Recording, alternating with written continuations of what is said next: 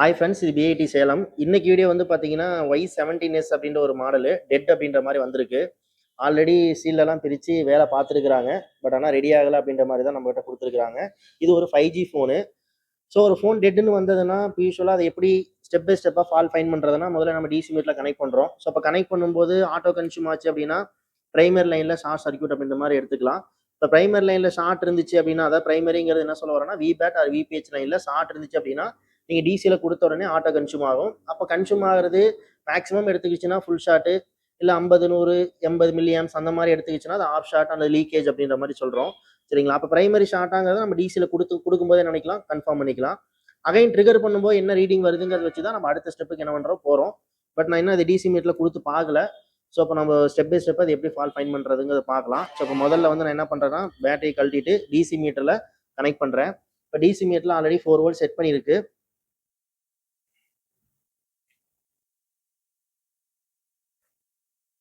4 volt set பண்ணியிருக்கிறேன். So இப்போ நான் விபேட் டெஸ்ட் பாயிண்டில் நான் வோல்டேஜ் இன்ஜெக்ட் பண்ணுறேன். ஆனால் டிசி மீட்டில் எந்த கன்சூம்ஷனும் இல்லை. ஸோ ஆட்டோ கன்சூம் எதுவும் இல்லை அப்படின்றது நமக்கு இதில் தெரியுது. ஸோ பிரைமரி லைனில் ஷார்ட் சர்க்யூட் எதுவும் இல்லை. அடுத்து ஆஃப்டர் ட்ரிகர். ஸோ இப்போ ட்ரிகர் பண்ணும்போது வந்து பார்த்தீங்கன்னா உங்களுக்கு ரீடிங் வந்து பார்த்தீங்கன்னா அப் டு உங்களுக்கு ஒரு 16 18 மில்லியாம்ஸ் வரையும் போகுது. அதாவது லோ பூட் கண்டிஷன் சொல்கிறோம். அப்போ மொபைல் வந்து லோ பூட் ஆகுது, ரைட்டுங்களா? லோ பூட்னா 18 மில்லியாம்ஸ் வரையும் என்னாவது போகுது. ட்ரிகர் பண்ணுறதை அதாவது கை எடுத்துட்டோம் அப்படின்னா உங்களுக்கு என்ன ஆயிடுது, 0 ஆயிடுது. அப்போ ட்ரிகர் பண்ணுற வரைக்கும் உங்களுக்கு என்ன ஆகுதுன்னா ஒரு 18 மில்லியாம்ஸ் வரையும் போகுது. கை விட்டுட்டோம் அப்படின்னா என்ன ஆயிடுது, 0 ஆயிடுது. சரியா? சரி, இந்த சிம்டம் எதை குறிக்குது அப்படின்னா ஒன்னா செகண்ட் லைன் ஷார்ட்டாக இருக்கலாம். இப்போ செகண்டரிங்கிறத நம்ம எதை மீன் பண்ணுறோம் அப்படின்னா பக் லைன் ஆர் எல்டிஓ லைனில் பக் லைன் ஆர் எல்டிஓ லைனில் ஷார்ட் சர்க்யூட் இருந்துச்சுனாலோ அல்லது பவர் ஐசி இஷ்யூவாக இருந்துச்சுனாலோ இந்த சிம்டம் வரும். ஸோ இப்போ இது எடுத்தவொடனே இதுக்கு பவர் ஐசி மாற்றக்கூடாது. ஆனால் ஆல்ரெடி பவர் ஐசி மாற்றிருக்கிறாங்க. இது ஒரு பேஸ்ட் ஐசி.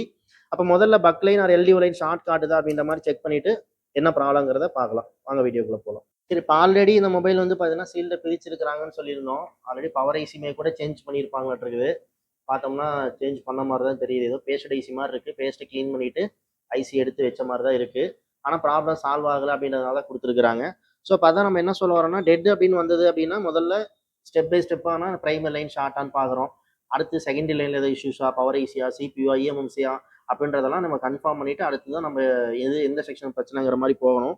சரிங்களா? அது இல்லாமல் விவோ ஓப்போக்கு என்ன ஒரு இஷ்யூஸ்னா ஸ்கிமேட்டிக் எதுவும் இருக்காது. இந்த மாடலுக்கே கூட ஹார்ட்வேர் சொல்யூஷன்ஸ் மட்டும்தான் இருக்குன்னு நினைக்கிறேன். ஸ்கிமேட்டிக் எதுவும் இல்லை. பட் இருந்தாலும் இப்போ அதை எப்படிங்க நம்ம அட்டன் பண்ணுறது அப்படின்னா அந்த ஃபண்டமெண்டல் தெரிஞ்சால் நம்ம அதை அட்டன் பண்ணலாம். இது வந்து பார்த்தீங்கன்னா பவர் ஐசி. என்ன பவர் ஐசினா MT6358Wன்ற ஒரு பவர் ஐசி போட்டிருக்கிறாங்க. இது வந்து கிறிஸ்டல். இதை சுற்றி இருக்கிறது எல்லாமே பக் ஆயில்ஸு. இதில் தான் பக் வோல்டேஜஸ் வெளியே வரப்போகுது. இதை தான் நம்ம செகண்டரின்னு சொல்கிறோம். அண்ட் இந்த பவர் ஐசி சுற்றி இருக்கிற அந்த குட்டி குட்டி கெப்பாசிட்டர்ஸ்லாம் இருக்கு இல்லைங்களா, இதெல்லாம் வந்து பார்த்தீங்கன்னா எல்டிஓ கெப்பாசிட்டர்ஸு. அப்போது பக் லைனாக நம்ம ஐடென்டிஃபை பண்ணுறதுக்கு நமக்கு காயில்ஸ் இருக்குது. அப்போ இதில் எத்தனை பக் அவுட் புட் இருக்குங்கிறத நம்ம காயிலை மெஷர் பண்ணி கூட நம்ம காயிலை வந்து கவுண்ட் பண்ணி கூட தெரிஞ்சுக்கலாம். பட் இதில் எத்தனை எல்டிஓஸ் இருக்குது அப்படின்றது ஒவ்வொரு ஐசிக்கும் மாறும். ஒரு சிலர் 23 இருக்குது, ஒரு சிலர் 21 இருக்குது. அப்படிங்கும்போது நம்பர் ஆஃப் எல்டிஓஸ் மாறும். பட் அதோட அவுட்புட்டில் வந்து பார்த்தீங்கன்னா உங்களுக்கு கெப்பாசிட்டர்ஸ் தான் போட்டிருப்பாங்க. பட் என்னென்ன கெப்பாசிட்டர் போட்டிருக்கிறாங்க அப்படின்றது எக்ஸாக்டாக உங்களுக்கு தெரியணும்னா கண்டிப்பாக ஸ்கிமேட்டிக் சப்போர்ட் இருக்கணும்.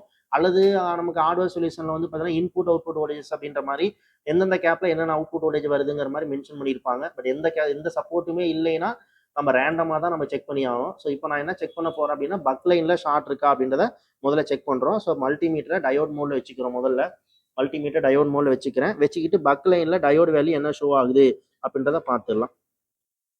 இந்த காயிலில்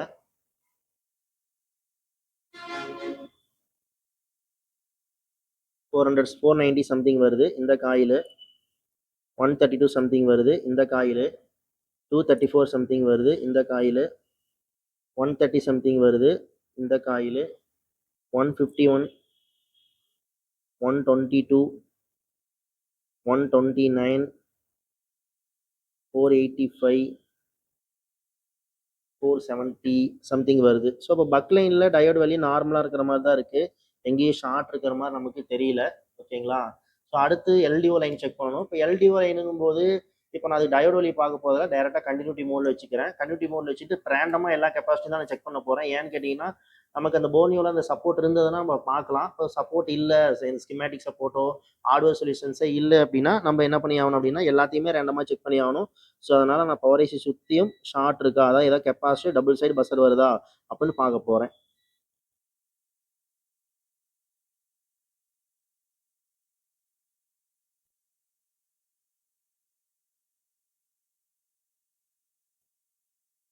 ஸோ மேலே எங்கேயும் ஷார்ட் இருக்கிற மாதிரி தெரியல. அடுத்து இந்த சைட் போய்க்கலாம்.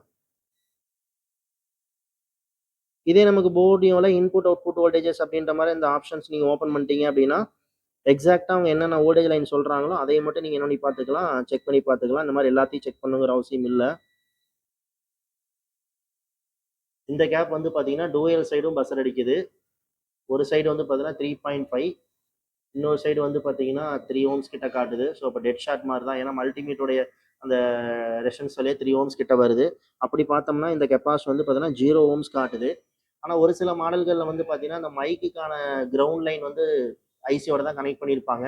ஸோ அந்த கெப்பாசிட்டாக இருந்துச்சுன்னா உங்களுக்கு டூயல் சைடு உங்களுக்கு பஸ்ஸர் அடிக்க தான் செய்யும். ஸோ இது அந்த கேப்பா இல்லை எல்டிஓ லைனில் வர அவுட்புட் லைனில் வர கேப்பான்றது தெரியல. ஸோ இந்த கெப்பா ஷார்ட் காட்டுற மாதிரி இருக்குது. இது என்னங்கிறத நம்ம வெரிஃபை பண்ணிக்கலாம். அடுத்து இந்த லைன் செக் பண்ணுறோம். இதுவுமே என்ன காட்டுதுங்க, ஷார்ட் காட்டுற மாதிரி தான் இருக்குது. ஆனால் இதனுடைய வேல்யூ வந்து பார்த்தீங்கன்னா ஒன் சைடு 3 ohms காட்டுது, ஒன் சைடு 6.7 சம்திங் காட்டுது. ஓகேங்களா, சரி இந்த கெப்பாசிட்டை முதல்ல பார்த்துருவோம். ஸோ ரேண்டமாக மற்றதையும் செக் பண்ணிடலாம்.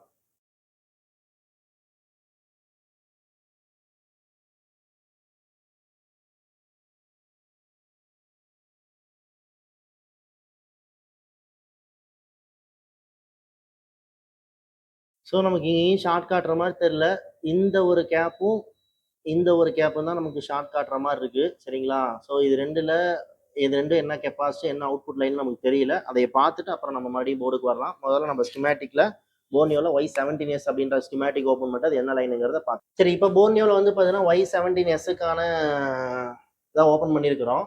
இதில் வந்து பார்த்தீங்கன்னா பெருசாக எதுவும் இல்லை. என்னன்னா உங்களுக்கு பிட் மேப் இருக்குது, டயோட் ஆப்ஷன் இருக்குது, ஹார்ட்வேர் சொல்யூஷன்ஸ் இருக்குது, அப்புறம் வோல்டேஜஸ்ங்கிற ஆப்ஷன் இருக்குது. பட் ஸ்கிமேட்டிக்கோ லே அவுட்டோ எதுவுமே இதில் கொடுக்கல.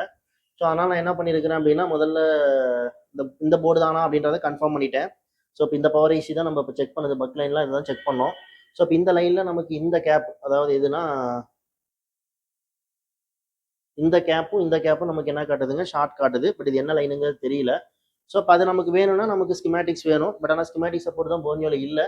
ஸோ இதில் வந்து பார்த்தீங்கன்னா இன்புட் அவுட்புட் வோல்டேஜஸ்னு ஒரு ஆப்ஷன் இருக்குது. ரைட்டுங்களா, இன்புட் அவுட்புட் வோல்டேஜஸ்னு ஒரு ஆப்ஷன் இருக்குது. இப்போ இதில் போனோம்னா இவங்க என்ன காட்டியிருப்பாங்கன்னா, அதாவது நான் இப்போ சொன்னேன் இல்லையா, பவர் ஐசிக்குள்ளே எல்டிஓ ரெகுலேட்டர் இருக்குது. யூஸ்வலாக 23 எல்டிஓஸ் இருக்கும். அது மாடல் உங்களுக்கு நம்பர் ஆஃப் எல்டிஓஸ் வந்து மாடல் உங்களுக்கு சேஞ்ச் ஆகிட்டே இருக்கும். ஸோ இப்போ இதில் எத்தனை எல்டிஓஸ் இருக்குது, எவ்வளோ அவுட்புட் வருதுங்கிற விஷயங்கள்லாம் நமக்கு ஸ்கிமேட்டிக்கில் போனால் தான் டீட்டெயிலாக பார்க்க முடியும். பட் இதில் அவங்க என்ன பண்ணியிருப்பாங்க அப்படின்னு கேட்டிங்கன்னா, என்னென்ன அவுட்புட் என்னென்ன வோல்டேஜ் என்னென்ன கெப்பாசிட்டி வழியாக வெளியே வருது அப்படின்ற மாதிரி காட்டியிருப்பாங்க. ஸோ அப்படி பார்த்தோம்னா இப்போ நமக்கு ஷார்ட் காட்டுறது இந்த கேப் தான். பட் இந்த கேப்போடைய லைன் வந்து பார்த்தீங்கன்னா VAUD 2.8, அதாவது 28ன்னு போட்டிருந்தாங்கன்னா 2.8 அர்த்தம். இது ஒரு 2.8 வோல்ட் லைனு. அப்போ இந்த லைன் தான் நமக்கு என்ன காட்டுது, ஷார்ட் காட்டுது. தென் இந்த கேப்பும் நமக்கு என்ன காட்டுச்சு, ஷார்ட் காட்டுச்சு. அப்போ இது என்னன்றது தெரியல. இப்போ நான் முன்னாடியே சொன்னேன் MT6357CRVன்னு ஒரு ஐசி வரும் மீடியா டெக்கில். அதில் வந்து பார்த்தீங்கன்னா இந்த மைக்குக்கான கேப் பக்கத்துலேயே போட்டிருப்பான். அதான் மைக்குக்கான கிரவுண்ட் லைனில் வர கேப் வந்து பார்த்தீங்கன்னா இதில் தான் போட்டிருப்பான். அது ஐசிக்குள்ளே போய் கிரவுண்ட் பண்ணுவாங்க. அந்த கெப்பாஸ் பார்த்தீங்கன்னா டூயல் சைடும் கன்யூட்டி காட்டும். அது ஷார்ட்ன்ற மாதிரி நம்ம செக் பண்ணோம்னா அது ஆடியோ அப்படின்ற மாதிரி வந்துடும். பட் இதில் வந்து பார்த்தீங்கன்னா இது வந்து வோல்டேஜ் லைன் தான். பட் இது மேபி நான் சொல்கிற அந்த மைக் லைனாக கூட என்னலாம் இருக்கலாம். சரியா, அப்போ அதை கன்ஃபார்ம் பண்ணுறதுக்கு நான் என்ன பண்ணுறேன் அப்படின்னா பிட் மேப் போகிறேன். இதை கன்ஃபார்ம் பண்ணுறதுக்கு பிட் மேப் போகிறோம்.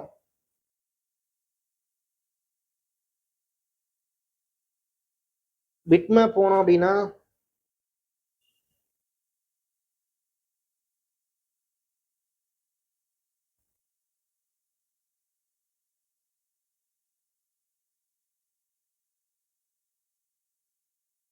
பிட் மேப் போனோம் அப்படின்னு பார்த்தீங்கன்னா இந்த லைன் தான் நமக்கு ஷார்ட் காட்டுச்சு. ஆக்சுவலாக இது என்ன லைன்னா VAUD 2.8 வோல்ட் லைன் இது. ஆனால் இப்போ இந்த லைன் வந்து பார்த்தீங்கன்னா பவர் ஐசிலேருந்து வருது. வந்து எங்கே போகுது அப்படின்னா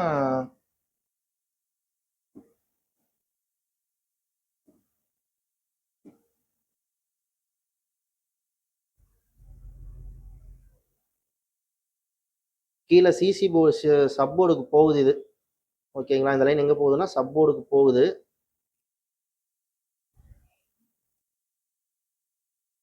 ஆனால் இந்த மாடலில் வந்து பார்த்தீங்கன்னா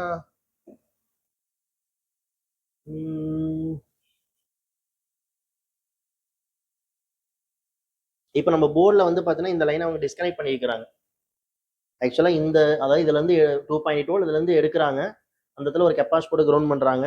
அந்த வோல்டேஜ் வந்து பார்த்தீங்கன்னா சீரீஸில் ஒரு காம்பனன்ட் போட்டு இதை தான் கீழே எடுத்துகிட்டு போகிறாங்க. ஆனால் இந்த லைன் எல்லாத்தையுமே என்ன பண்ணிட்டாங்கன்னா என்சி பண்ணிட்டாங்க. இப்போ சொல்ல போனோம்னா ஐசிலேருந்து வர வோல்டேஜ் இந்த கெப்பாசிட்டி போகுது, அவ்வளோதான். இதை தாண்டி வெளியே எங்கேயும் போகல. ஏன்னா இந்த இடத்துல இருக்கிற காம்பனன்ட்ஸ் எல்லாமே நாட் கனெக்டடாக இருக்குது. ஓகேங்களா?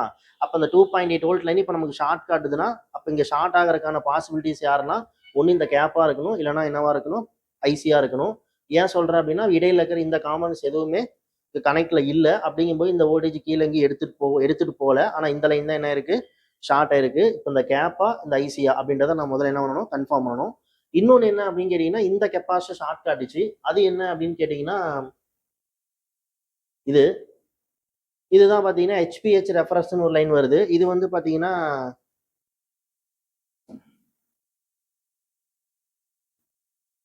இது மைக் லைன் தான். இது எங்க இருந்து வருதுன்னா சிசி போர்ட்ல இருந்து வருது. அதாவது மைக்குக்கான கிரவுண்ட் லைன் இது. ஸோ அப்போ அந்த கிரவுண்ட் லைனுங்கும் போது இது வந்து உங்களுக்கு என்னதான் காட்டும், ஷார்ட் காட்டுற மாதிரி தான் காட்டும். ஆனால் இது ஷார்ட் கிடையாது. ஸோ இப்போ இந்த லைன் வந்து மைக்குக்கான லைனு. ஸோ அதனால அது வந்து என்ன காட்டுது, ஷார்ட் காட்டுற மாதிரி காட்டுது. ஆக்சுவலாக இப்போ இந்த லைன் தான் நமக்கு ஷார்ட். என்ன லைனு, 2.8 வோல்ட் லைனு. பட் இந்த வோல்டேஜ் பவர் ஐஸ்லேருந்து ஜென்ரேட் ஆகி வெளியே வருது. வெளியே வந்து இந்த சீரிஸ் காம்பனண்ட் வழியா கீழே சிசி போர்டுக்கு தான் கொண்டு போறாங்க. பட் ஆனால் இந்த காம்பனண்ட்லாம் அவங்க டிஸ்கனெக்ட் பண்ணி வச்சிருக்கிறதுனால அப்போ அந்த வோல்டேஜ் எங்கேயும் எடுத்துட்டு போகல. அப்போ ஐசிலேருந்து ஜென்ரேட் ஆகி இங்கேயே ஸ்டாப் ஆயிருது, வேற எங்கேயும் அந்த வோல்டேஜ் போகல. அப்போ இந்த மாடலில் அதை என்சி பண்ணியிருக்கிறாங்க. மேபி இதே மாதிரி இந்த போர்டு வேற மாடலில் கூட யூஸ் பண்ணியிருக்கலாம். அதில் இந்த வோல்டேஜ் அவங்க யூஸ் பண்ணியிருக்கலாம். பட் இந்த மாடலில் அந்த வோல்டேஜை யூஸ் பண்ணல. ஸோ இப்போ இந்த லைன் ஷார்ட் காட்டுதுன்னா ஒன்று ஐசி ஷார்ட்டாக இருக்கலாம், அல்லது என்னவா இருக்கலாம், கெப்பா ஷார்ட்டாக இருக்கலாம். அப்புறம் இந்த இடத்துல ரொசின் போட்டு 2.0 வோல்ட் இன்ஜெக்ட் பண்ணும்போது எது ஷார்ட்டாக எது ஹீட் ஆகுதுங்கிறத வச்சு நம்ம போர்டை நம்ம செக் பண்ணி பார்க்கலாம். சரி, இப்போ நம்ம போர்னியோவில் செக் பண்ணி பார்த்தோம். ஸோ ஆக்சுவலாக இப்போ இந்த கேப் தான் ஷார்ட் காட்டுது. இந்த லைன் வந்து பார்த்தீங்கன்னா போர்னியோவில் காட்டின மாதிரியே இது டிஸ்கனெக்ட்ல தான் இருக்கு. ஆக்சுவலாக நம்ம பிட் மேப் கிளிக் பண்ணி பார்க்கும்போது இந்த லைன் எங்கே போகிற மாதிரி காட்டியிருந்தாங்க, சிசி போர்டுக்கு போகிற மாதிரி காட்டியிருந்தாங்க. பட் இந்த ஒரு காம்பனண்ட் வந்து டிஸ்கனெக்ட்ல இருக்கிறதுனால அப்போ இந்த லைன் எங்கேயும் அவங்க எடுத்துட்டு போகல. அப்போ இந்த 2.8 வோல்ட் லைன் அவுட்புட் லைனில் ஒரே ஒரு கெப்பாசிட்டி மட்டும் தான் பேரலில் இருக்குது. ஒன்றா இது ஷார்ட்டாக இருக்கணும், அல்லது இந்த ஐசி ஷார்ட்டாக இருக்கணும். இப்போ நான் என்ன பண்ணுறேன் அப்படின்னா அது மேலே ரொசின் அப்ளை பண்ணுறேன்.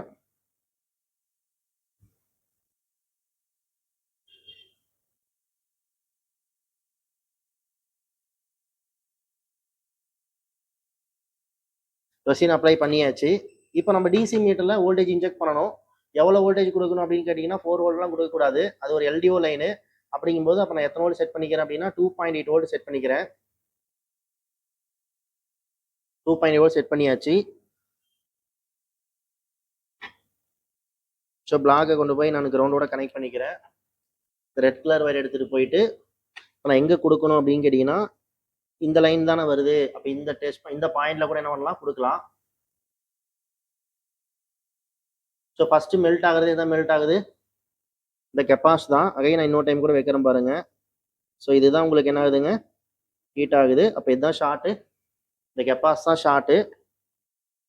ஸோ இப்போ அந்த கெப்பாஸ் என்ன பண்ணி விட்டுறலாம், ரிமூவ் பண்ணி செக் பண்ணி பார்த்துடலாம்.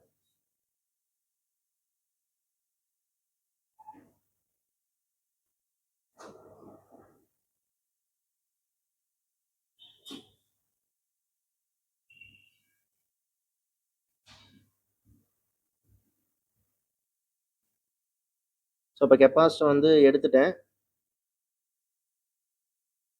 அகைன் இது ஷார்ட் காட்டுதா அப்படின்றத பார்த்துடலாம்.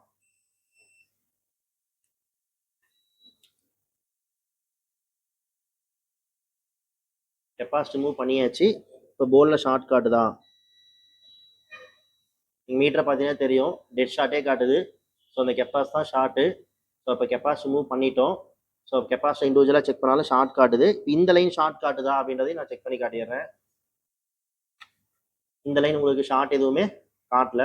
இது வந்து கிரவுண்டு,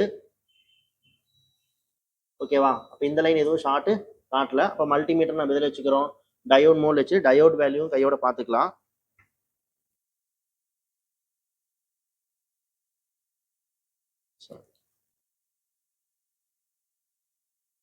எவ்வளோ வருது, டயோட் வேல்யூ 400 சம்திங், என்ன 500 சம்திங் என்ன ஆகுது வருது.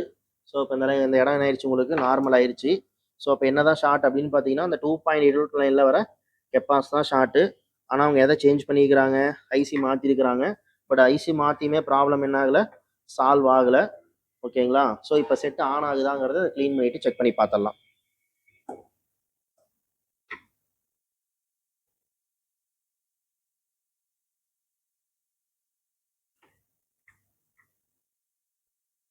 சரி, இப்போ ஆன் பண்ணி பார்த்துடலாம். சரி, இப்போ நம்ம போர்டை ஃபிக்ஸ் பண்ணிட்டோம். ஆன் பண்ணி பார்த்துடலாம்.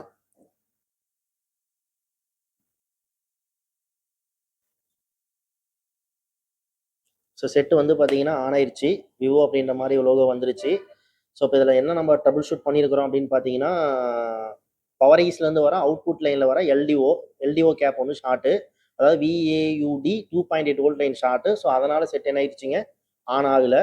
ஆனால் ஆல்ரெடி வெளியே அட்டன் பண்ணவங்க என்ன பண்ணியிருக்கிறாங்க அப்படின்னா, பவர் ஐசிலாம் எடுத்து சேஞ்ச் பண்ணி பார்த்துருக்குறாங்க. ஆனால் அப்பயுமே செட் ஆன் ஆகலை.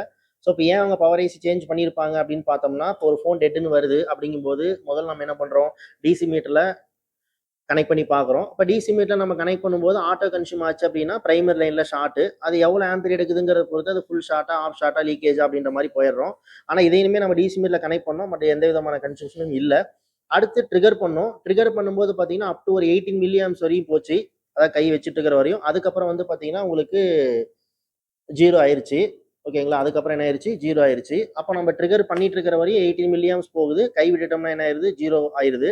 அப்போ இதை தான் நம்ம என்ன சொல்றோம்னா லோ பூட் அப்படின்னு சொல்றோம். ஓகேங்களா? அது என்னது, லோ பூட். அப்போ லோ பூட் அப்படின்னா இப்போ இதுக்கான ரீசன் என்னவா இருக்கலாம் அப்படின்னா, ஒன்னா பவர் ஐஸ்ல இருந்து அவுட்புட் வர buck line or LDO line short இருந்துச்சுன்னா இந்த ரீடிங் வரும். அல்லது பவர் ஐசி ஃபெயிலியர் இருந்தாலும் இந்த ரீடிங் வரும்.